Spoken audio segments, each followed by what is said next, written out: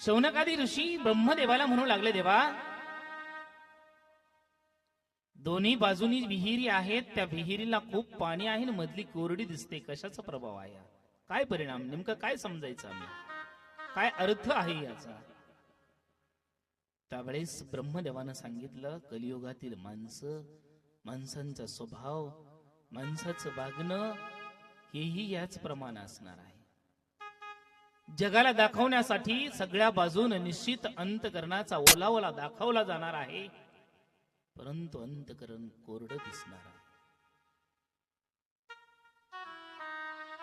त्यावेळेस शौनकादी ऋषींनी तिसरा प्रश्न विचारला, गायीनं आपल्या वासराला कातड्यासहित चाटून घेतलं, नेमकं काय? त्यांनी सांगितलं, पुढे चालून तुम्हाला हेही लक्षामध्ये येईल, या कलियुगामध्ये या मृत्यू लोकावरती राज्य करणारे जे राजे आहेत, ते राजे या प्रजेचं अशाच प्रकारचं भक्षण करते.